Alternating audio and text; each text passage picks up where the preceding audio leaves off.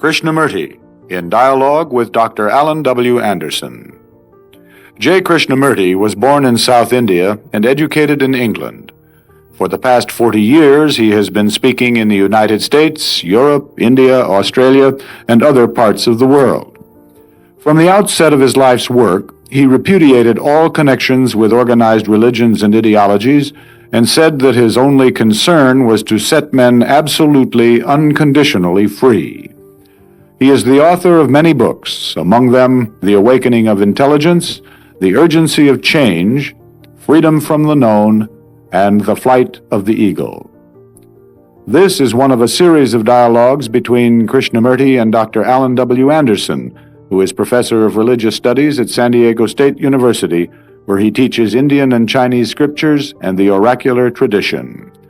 Dr. Anderson, a published poet, received his degree from Columbia University and the Union Theological Seminary. He has been honored with a Distinguished Teaching Award from the California State Universities. Mr. Krishnamurti, in our previous conversation, I was extremely delighted, for myself at least, that we had made the distinction in terms of the relation between knowledge and self-transformation, between, on the one hand, the relationship that I sustain to the world, as the world is me and I am the world, and on the other hand, this dysfunctional condition, which indicates in your phrase that a person is involved in thinking that the description is the described. It would appear then that something must be done to bring about a change in the individual. And going back to our use of the word individual, we could say, and you used the word earlier, that we are dealing with an observer. So if the individual is not to make the mistake of taking the description for the described, then he must, as an observer, relate to the observed in a particular way that is totally different from the way he has been in his confusion. I thought perhaps in this particular conversation, if we pursued that, it would be a link directly with what we had said prior. What we said previously, wasn't it that there must be a quality of freedom from the known? Otherwise it will be the known is merely the repetitive of the past, the tradition, the image, and so on. The past, surely, sir, is the observer. Past is the accumulated knowledge as the me and the we, they and us, is this. The observer is put together by thought as the past. Thought is the past. Thought is never free. Thought is never new, because thought is the response of the past as knowledge, as experience, as memory.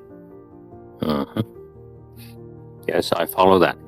And the observer, when he observes, is observing with the memories, experiences, knowledge, hurts, despairs, hope, all that, with all that background, he looks at the observed.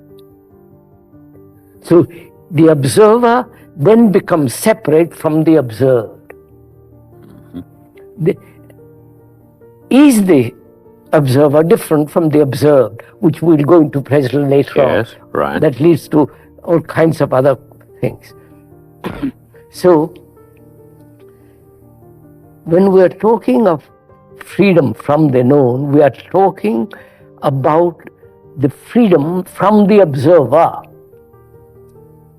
The observer, yes. And the observer is the tradition, the past, the conditioned mind that looks at things, looks at itself, looks at the world, looks at me, and so on. So the observer is always dividing. The observer is the past, and therefore we cannot observe wholly. Mm-hmm. If a person uses the first person pronoun, I, while he's taking the description for the described, this is the observer he refers to when he says I. Yes, yes, yes. I is the past. I see. I is the whole structure of what has been. The remembrances, the memories, the hurts, the various demands, all that is put together in the word, the I, who is the observer. And therefore, division. The observer and the observed.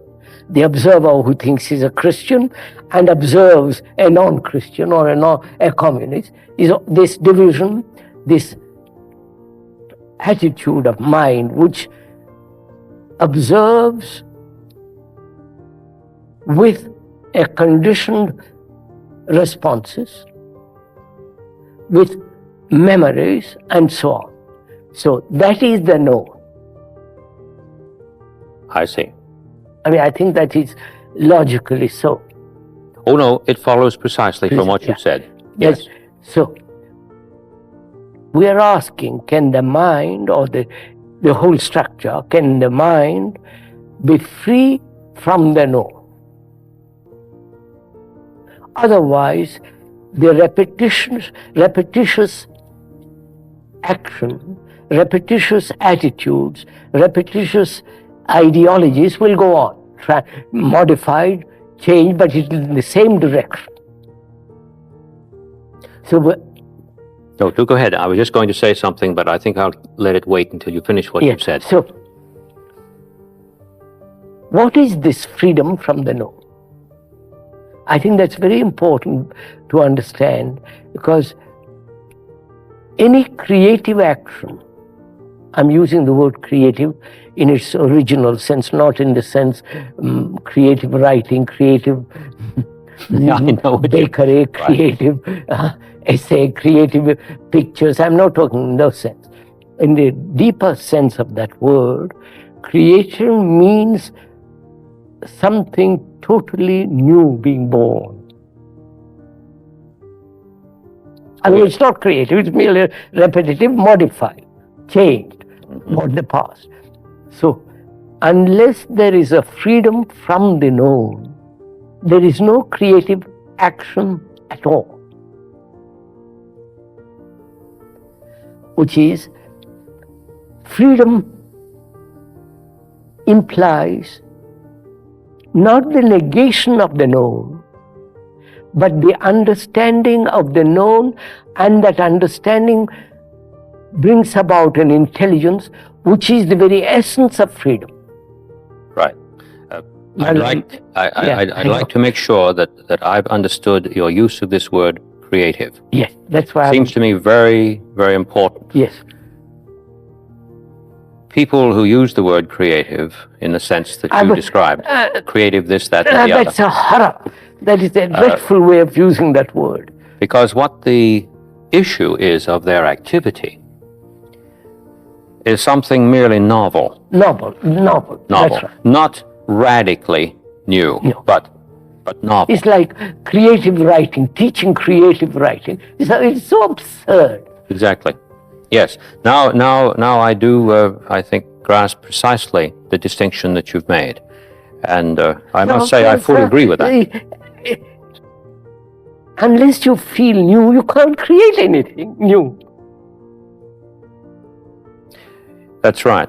And the person who imagines that he is creative in this other sense that we pointed to, is a person whose reference for his activity is this observer Yes. that yes. we mentioned, that is tied to the past. Yes, that's right. So even if something does appear that is really extraordinarily novel, merely novel, but still extraordinarily novel, they're kidding themselves. The novel is not the creative. Exactly. The novel is just, you know.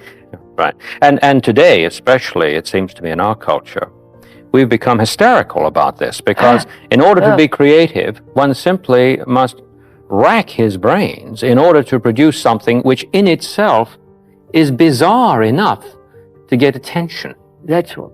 Attention, success. Yes. It has to be novel to the degree that I feel knocked on the head by it. Yeah, eccentric and all the rest. Exactly. But if that tension is increased, then with each succeeding generation, the person is put to tremendous stress, not to repeat the past, which he can't help repeating. Repeating quite. That's why I say Exactly.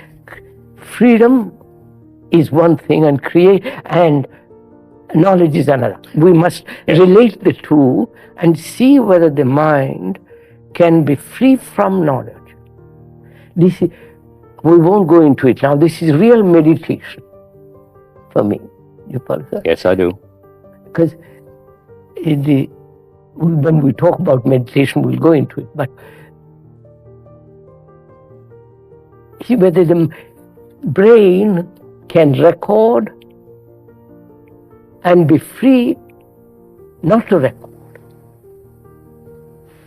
Brain to record and operate when necessary in the recording, in memory, in knowledge, and be free to observe without the observer. Oh, yes, I see. That distinction seems to me absolutely necessary. Otherwise, it wouldn't be intelligible. No, yes. So, knowledge is necessary to act in the sense my going home from here to the place I live. I must have knowledge. I must have knowledge to speak English. I must have knowledge to write a letter and so on. Everything. The knowledge as function is mechanical function is necessary. Now, if I use that knowledge in my relationship with you, another human being, I am bringing about a barrier, a division between you and me, who is the observer. If I'm making myself clear. And I'm the observed in that case, right, in that context. That is, knowledge in relationship, in human relationships, is destructive. That is, knowledge which is the tradition, the memory, the image, which the mind has built about you when we are related together, that knowledge is separated and therefore creates conflict in that relationship. As we said earlier, where there is division, there must be conflict. Division between India and Pakistan, India and America, Russia and all that, this divisive activity, politically, religiously, economically, socially, in every way, must inevitably bring conflict and therefore violence. That's obvious. Exactly. Now, when in relationship, in human relationship, knowledge comes between, then in that relationship there must be conflict. Between a wife, husband and wife, boy and girl, wherever there is the operation of as the observer who is the past, who is knowledge, in that activity there is division and therefore conflict in relationship.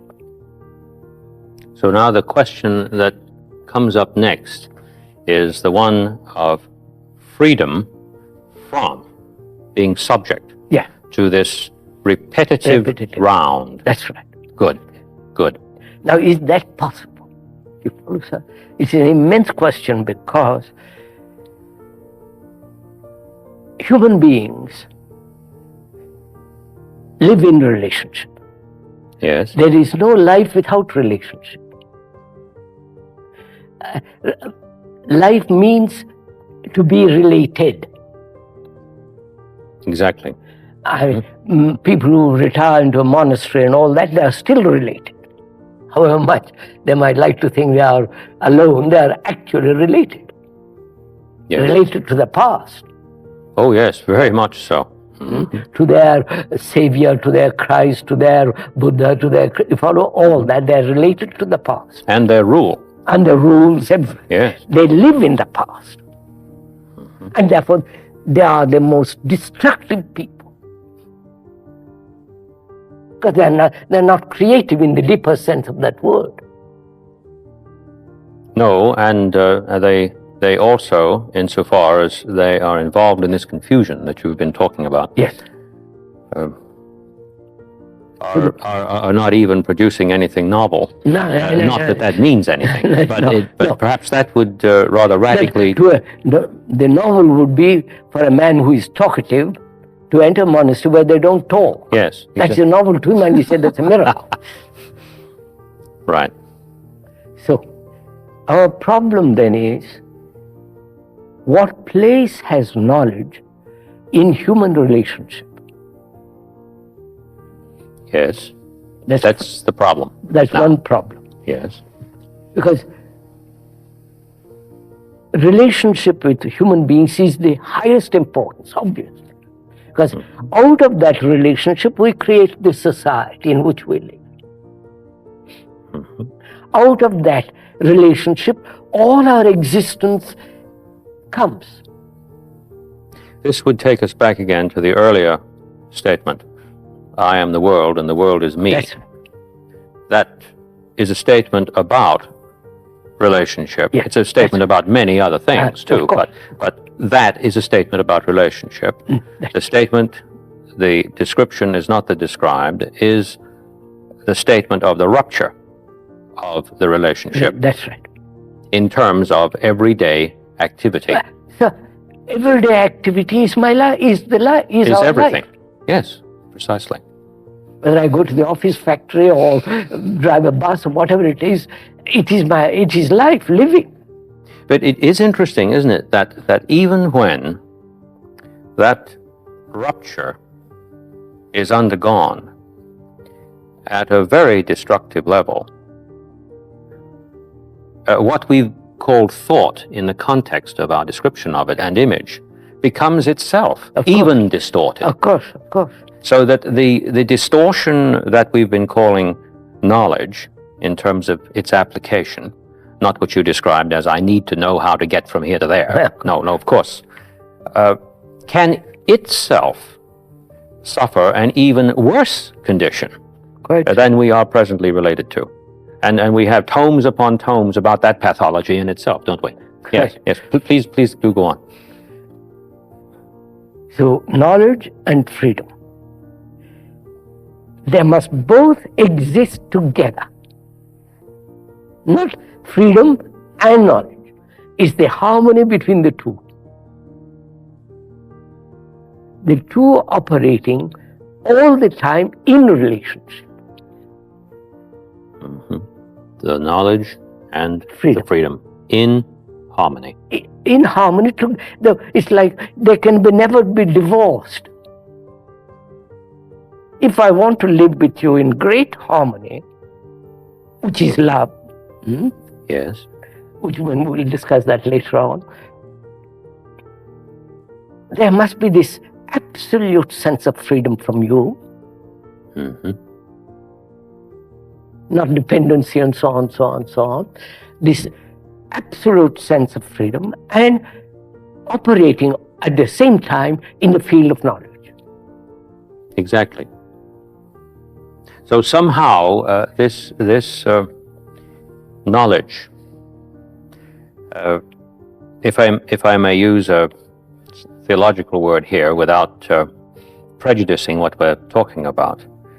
If in correct relationship with this freedom, it's somehow continuously redeemed, it is somehow operating no longer destructively, but in coordination with the freedom in which I may live, because we haven't got to that freedom yet. We've just posited the freedom. That's why we have somewhat analyzed or discussed or opened the question of knowledge. Yes. And we haven't gone into the question of freedom, what it means. Mm-hmm. No, but we have established something, I think, that this conversation so far has revealed, which is terribly important, at least I'd say for my students, in terms of helping them not to misunderstand what you're saying. Okay. I have the feeling that that many persons, because they're not sufficiently attentive to what you say, simply dismiss many statements you say out of hand as impossible, as either impossible or if they like the aesthetics of it, it still doesn't apply to them. It's a lovely thing out there. Yeah. And wouldn't it be great if somehow we could do this? Yes, quite. But you see, you haven't said that. You haven't said what they think you've said. You've said something about knowledge with respect to pathology, and you've said something about knowledge in which knowledge itself is no longer destructive. No. So we're not saying that knowledge as such is the bad guy and something else is the good guy. No. I think it's terribly important that that's seen. Yes, sir. And that's what I wouldn't mind it being repeated over and over again, quite. Because I do heartily feel that you see, sir, it's easy to misunderstand. That's very important, because religion, at least the meaning of that word, is to gather together to be attentive. That is the true meaning of that word, religion. I've looked up it. Oh, yes, I agree. Gathering together all energy to be attentive. Yeah, yes. To be attentive. Otherwise, it's not religion. Religion is just all the thing. So, and we'll discuss that when we come to it. So, freedom means this sense of complete austerity and sense of total negation of the observer. Exactly. Mm-hmm. Out of that comes austerity, everything else. We'll go into that later on. But austerity in itself doesn't produce it. No. So we've turned that upside down. Right. Yes. Austere means, really, the word itself means ash. Yes. Dry, brittle. But the austerity of which we're talking about is something entirely different. It is the freedom that brings about this austerity inwardly. There's a beautiful biblical phrase that points to this. Just 3 words: beauty for ashes. When a transformation takes place. And in English we have the phrase ashes in the mouth. When the whole thing has come to the utter ashes in the mouth. But there's the change from ashes to beauty. No. So, freedom in action in the field of knowledge and in the field of human relationship. Because that is the highest importance, human relationship. Oh, yes, yes. Oh, yes, particularly if I am the world and the world is me. And obviously. Yes. So, what place has knowledge in human relationship? Knowledge in the sense, past experience, tradition, image. Yes. What has the observer, who is the observer, all that is the observer, what place has the observer in human relationship? Mm-hmm. What place has knowledge On the one hand, what place has the observer?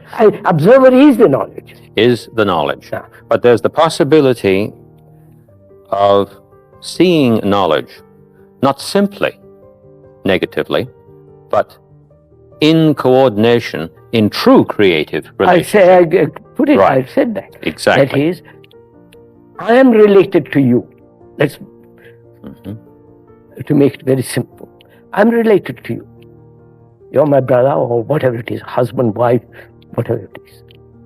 And what place has knowledge as the observer, which is the past, and knowledge is the past, what place has that in our relationship?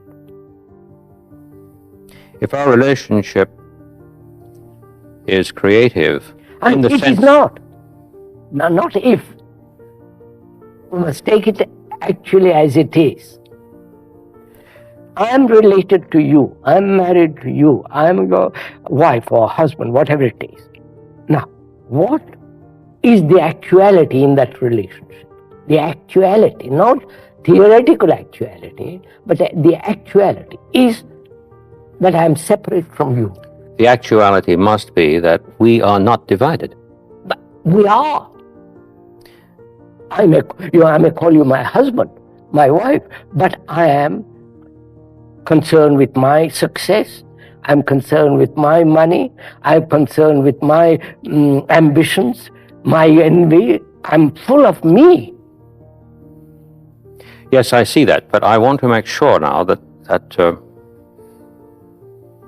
we haven't reached a confusion here. Yes, we have. When I say that the actuality is that we are not separate, I don't mean to say that at the phenomenal level that a dysfunction is occurring. I'm fully aware of that. But if we're going to say that the world is me and I am the world... We say it theoretically, we don't feel it. Yeah, precisely. But if that is the case, that the world is me and I am the world, So and this is actual. This is actual. This is actual only when I have no division in myself. Exactly. Exactly. But I have a division. If I have a division, And therefore it's then just, there's no relationship between one and the other. therefore, one accepts the idea that the world is me and the world, me is the world. That's just an idea. Look, sir. Yes, I understand. But And if and when it happens, No, wait, just see what takes place in my mind. What takes in mind. I make a statement of that kind. The world is you and you are the world. The mind then translates it into an idea, into a concept, and tries to live according to that concept. exactly. It has abstracted from reality.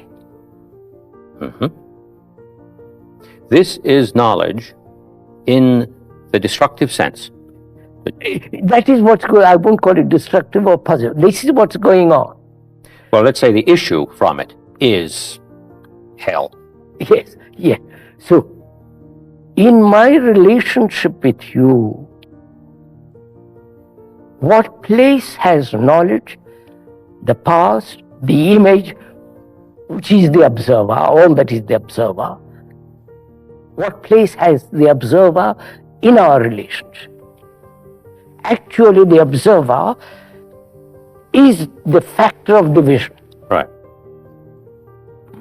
And therefore, conflict between you and me. This is what's going on in the world every day. Then one would have to say, it seems to me, following the conversation, point by point, that the place of this observer, understood as you've pointed it out, is the point of this relationship. Is the point where there is really actually no relationship at all. I may sleep with my wife or you may sleep and so on, but actually there is no relationship. Because I have my own pursuits, my own ambitions, my own all the idiosyncrasies and so on, and she has hers. So we are always separate, and therefore always in battle with each other. Which means the observer as the past is the factor of division. Yes. I was just wanting to be sure that the phrase "is the place," what is the place of the observer, was understood in the context of what we're saying. We have made the statement that there is such a thing. Yes. Well, its place as such would seem to me not to be what we usually mean by its occupying a place. Yes. We're talking rather about an activity here that is profoundly disordered. As long as there is the observer, Yes. there must be conflict in relationship. Yes, I follow that. Wait. Yes. No, see what happens. I make a statement of that kind. Someone will translate into an idea, into a concept, and say, how am I to live that concept? The fact is, he doesn't observe himself as the observer. That's right. That's right. He is the observer looking out there, making a distinction between himself And the making it- statement. right, making a division. Division. Now, so, has the observer any place at all in relationship? I say no. The moment he comes into existence in relationship, there is no relationship. The relationship is not. Is not. That's It's right. not something that is in this relationship. Yes, that's right. We're talking about something that in fact does not even exist. Exist. Therefore, we have to go into the question why human beings in their relationship with other human beings are so violent.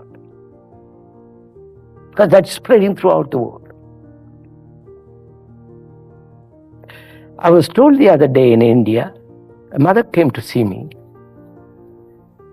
very Brahmanical family and very cultured and all the rest of it. Her son, who is 6, when she asked him to do something, he took up a stick and began to hit her. A thing unknown. You follow, sir? I mean, the idea that you should hit your mother is traditionally something incredible. And this boy did it. And I said, see what is the fact. We went into it, she understood so on. So, to understand violence, one has to understand division. The division was already there. Yeah. Otherwise, he would not have picked up the stick. Division between nations, you follow, sir? This race from armaments is one of the factors of violence, which is, I'm calling himself American and others calling himself Russian or Hindu or whatever it is. This division is the factor of real violence and hatred. If a mind, when a mind sees that, he cuts away all division in himself. He's no longer a Hindu, American, Russian, he's a human being with his problems, which is then he's trying to solve, not in terms of India or in America or Russia. So that's, so we come to the point, can the mind be free in the relationship, which means orderly, Yes. not chaotic, No. orderly? It has to be, otherwise Okay, you couldn't use the word relation. No. Yes. So can the mind be free of that? Free of the observer. So If not, there's no hope. that's the whole point. If not, we've had it. and all the escapes and going off into other religions, doing all kinds of tricks and no meaning.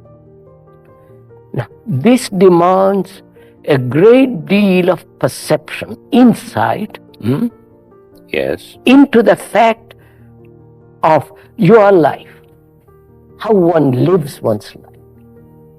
After all, philosophy means the love of truth, love of wisdom, not the love of some abstraction. Oh, no. Oh, no, no, no, no. Wisdom is supremely practical. Practical. Therefore, here it is. That is, can a human being live in relationship, in freedom, and yet operate in the field of knowledge? And yet operate in the field of knowledge. Yes. And be absolutely orderly. Otherwise, it's not freedom. Because order means virtue, Yes. Yes. which doesn't exist in the world at the present time. There is no sense of virtue in anything. They repeat, virtue is a creative thing, is a living thing, is a moving thing. I'm thinking, as you're saying this, about virtue, which is really power, which is really the ability to act.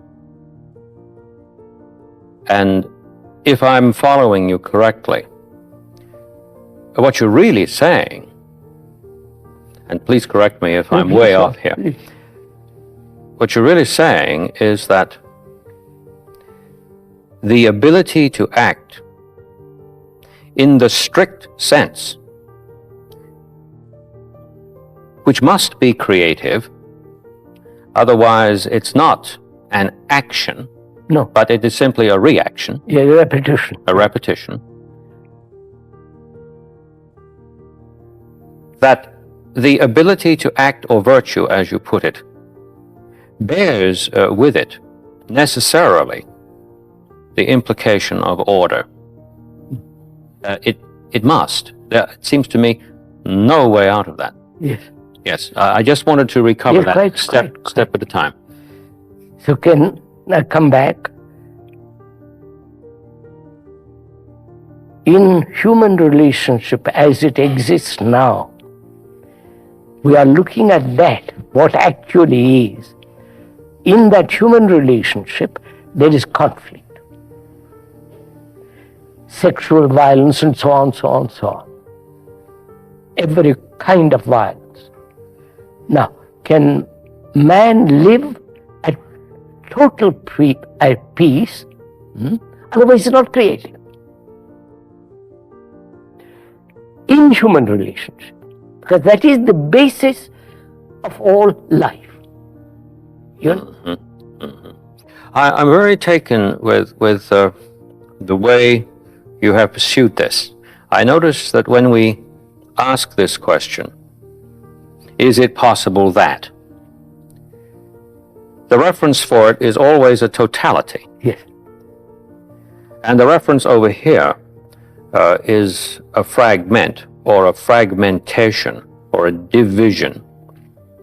Never once have you said that the passage from one to the other is a movement that even exists. No, can't exist. See? Quite.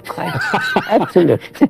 I think, Mr. Krishnamurti, that nothing is so difficult to grasp as this From this statement to that that. you've made. Yes. There is nothing that we are taught from childhood I up know. to render such a possibility a matter for taking seriously, because of course, one doesn't like to make sweeping statements about the way everybody's been educated, but I'm thinking of myself from a child upward, all the way through graduate school, accumulating a lot of this knowledge that you've been talking about. I don't remember anybody saying to me, or even pointing me to a literature that so categorically makes this distinction between one and the other as in terms of each other, not accessible to each other through passage. No. Quite. Now, I'm correct in understanding you there, aren't I? Quite right. Maybe I could just say this as an aside. The fragment can't become the whole. No, the fragment cannot become the whole in and of itself. But the fragment is always trying to become the whole. Exactly. Now, of course, in the years of very serious and devoted contemplation and exploration of this, which quite clearly you have undertaken with great passion, I suppose it must have occurred to you that the first sight of this, while one is in a condition of the observer, must be very frightening. In the condition of the observer, the thought that there is no passage. No, but you see, I never looked at it that way. If you would. But please tell me how you looked at it. This, please. From childhood, I never thought I was a Hindu. I see. I never thought when I was educated in England and all the rest of it that I was European. I never was caught in that trap. I don't know how it happened. I was never caught in the trap. But when you were quite little then, yes, and your playmates said to you, well, now look, you're a Hindu. What did you say? I probably put on Hinduism, all the trappings of Brahman tradition. I was, but it never penetrated deeply. As we say in the vernacular, it never got to you. It never got to me, that's right. I see. That's very remarkable. That is extraordinary. The vast number of people in the world seem to have been got to with respect to this. That's why I think, you see,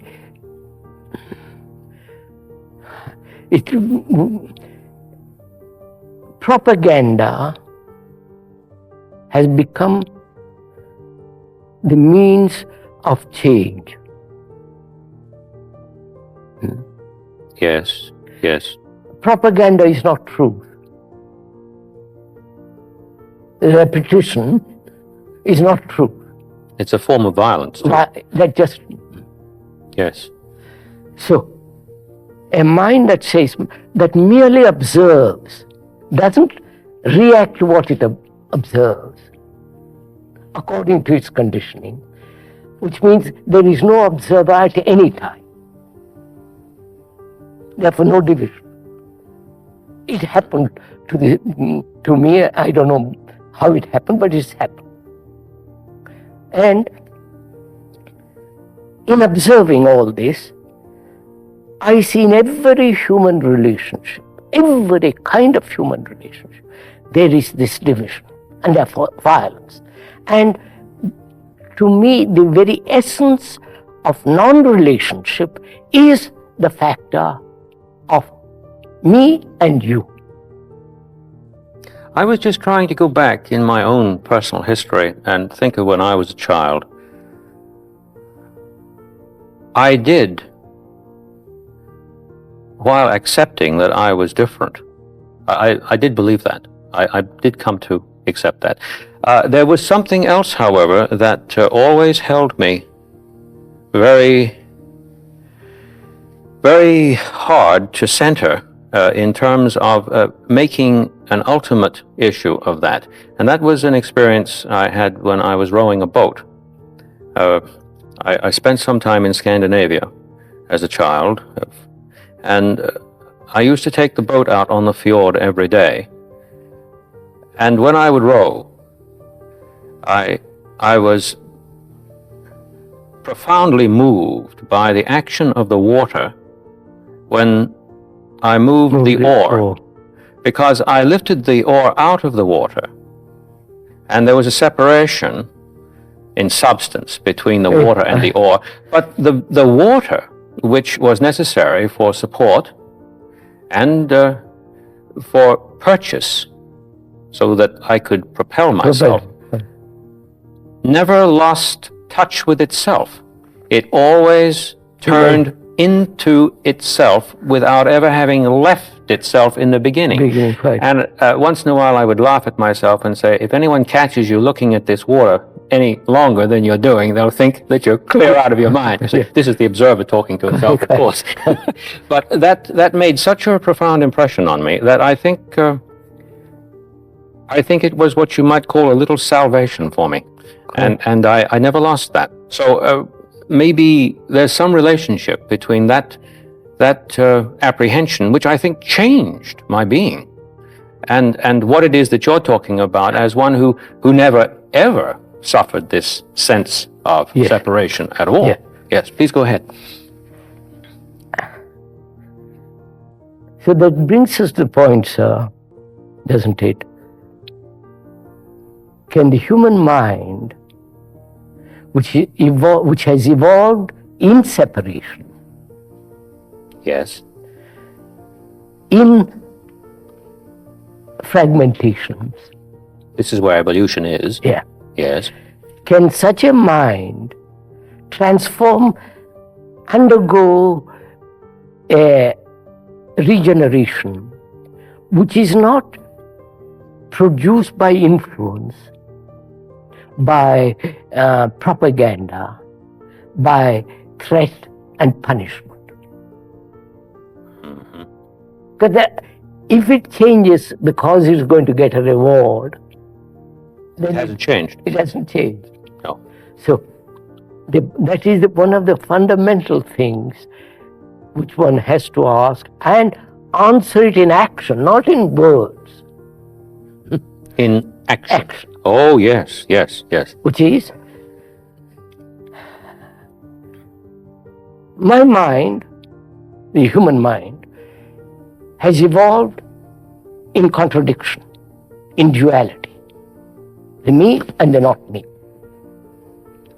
Has evolved in this traditional cleavage, division, fragmentation. Now, can that mind observe this fact, observe without the observer, and only then there is a regeneration. As long as there is an observer observing this, then there is a conflict. I don't know if I'm making sense. Yes, you do. You make yourself very clear on two levels. On the level of discourse alone, which I know is not your major concern, on the level of discourse alone, it necessarily follows that it must be the case that this possibility exists.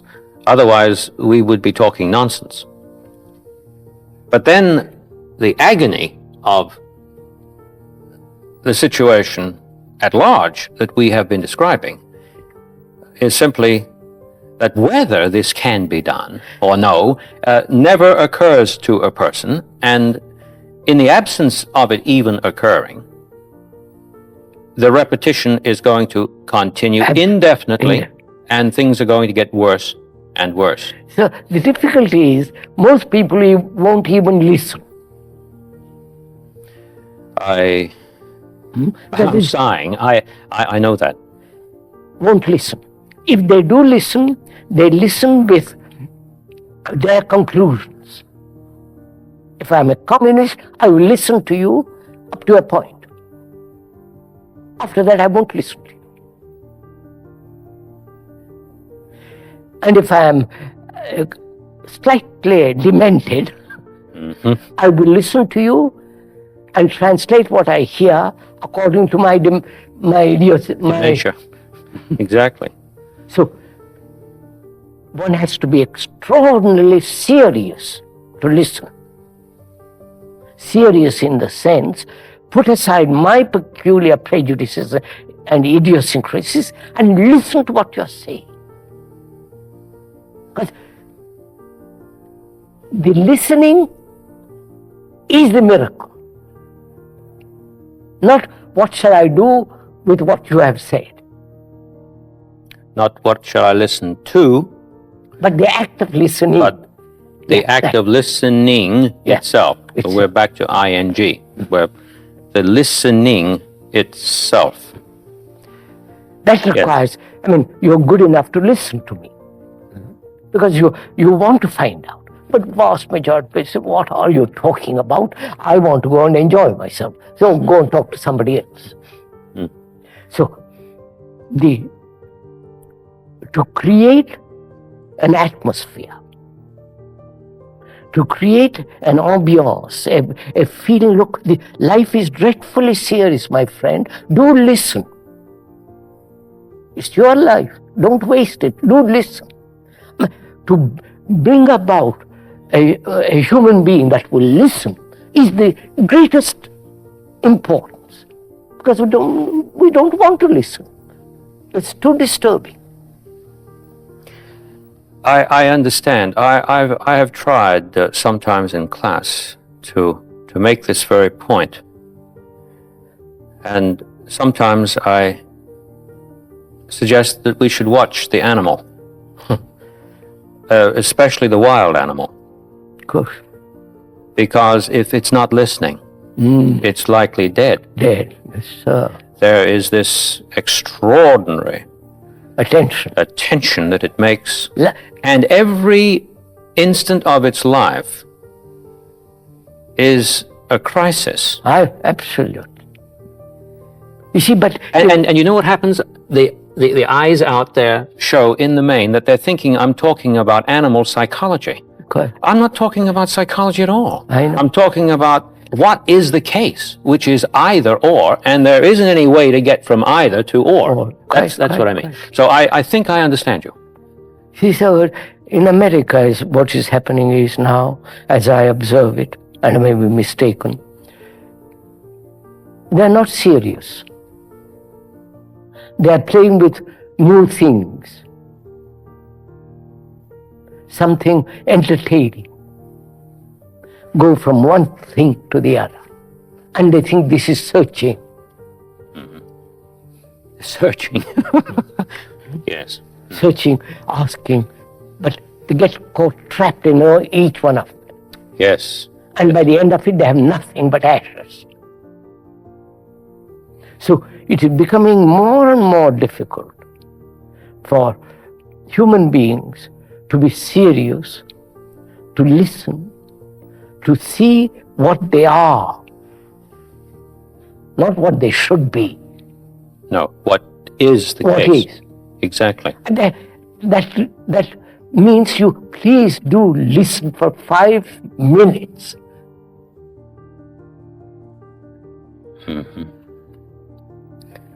In this conversation, you're listening.